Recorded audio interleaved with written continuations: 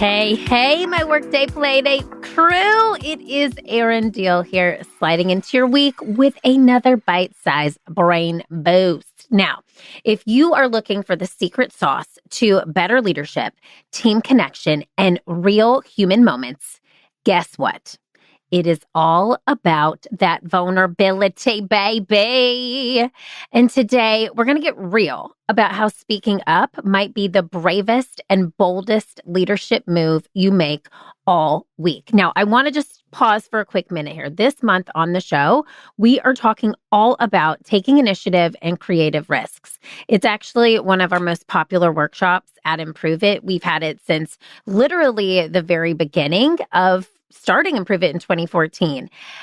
And when we create content on this show, we create it with you in mind. And so just know that I have released an episode earlier this month, episode 285, which is called Redefining Family, a candid talk on secondary infertility.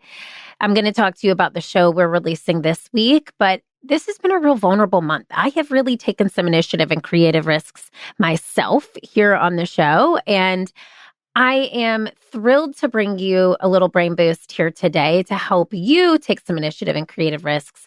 But I just wanted you to get thinking along those lines as we dive into today's content. This workshop is a 2-hour in-person workshop. It's an hour-and-a-half workshop on Zoom. We can do up to 100 people in person. We can do up to 50 people on Zoom. But it really helps your team create a safe space, take initiative, learn how to take initiative so you can take risks. And so by doing that, you can create change. And we use improv-based activities to help you do just that. So let's get into it. I want to just start with our problem here. We live in a world where leaders are praised for being polished, for being poised, and always being put together. But what happens when real life, grief, infertility, burnout, death of a family member, anxiety crashes into our carefully curated professional persona? I will say this, too often, we as leaders suffer in silence, and silence creates separation. Let me say that again.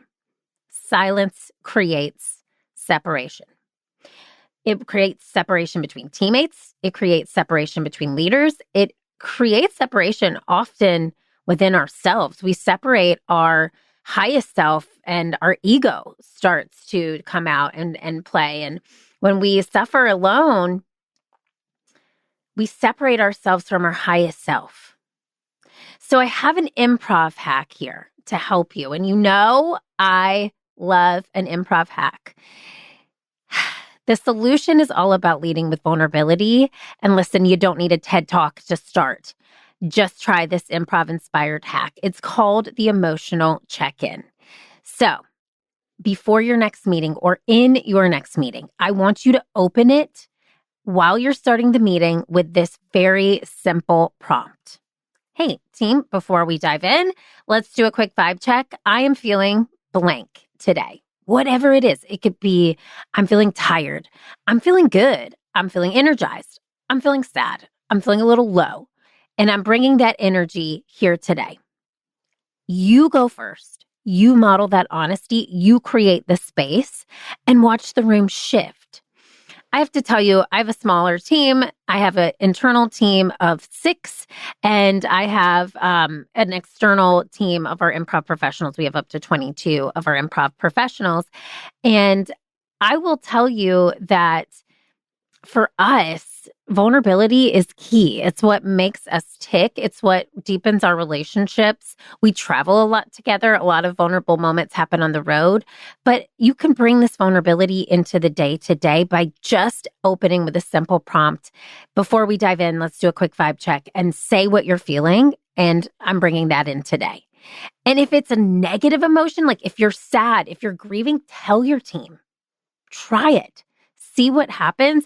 I think we as leaders feel like we have to stuff this down and not show up as our true selves for whatever reason. But I'm telling you, vulnerability creates trust.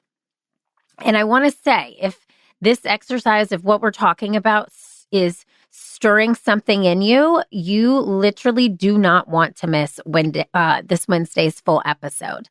It is episode 287. It's called Breaking the Silence, a Male Perspective on Infertility and Leadership. So not only at the time of this recording is it Infertility Awareness Week, it's also my birthday week. So I'm turning 42 this week when this show is airing. And I wanted to bring on probably the most special guest I'll ever have on this show, minus one person, Jackson Deal. I am handing the microphone to my husband this week, Mr. John Deal himself. And he is going to open up about his journey and our journey through infertility. This is a raw, this is an honest and heartfelt convo about what it feels like to lead through personal pain and why creating space for these stories in the workplace matters more than ever. I really wanted to create this episode for you because I know for us going through this, John didn't have a ton of male friends to lean on. He didn't find infertility something that he could communicate a lot about with the masses like I do. I feel like I talk about it and there's a lot of women who come forward and we share stories. So I wanted this piece of content to exist in this world for anyone who is listening who is suffering in silence. So make sure to tune in Wednesday so you can hear all about it. So I've got some affirmations here for you to guide you through the week. So let's say them out loud or whisper them into your heart. Your first affirmation is, my story matters, even the hard parts. My story matters, even the hard parts. Take a deep breath in for this one and then let it out. Here we go. I lead with honesty, not perfection. I lead with honesty, not perfection. And the third affirmation, vulnerability is not weakness. It is power. Vulnerability is not weakness. It is power. So I also have some journal prompts to guide you through the week and get us to Wednesday's episode. So here they are. Number one, where in my leadership am I hiding instead of showing up honestly? Where in my leadership am I hiding instead of showing up honestly? Number two, who on my team might need space to be seen more fully?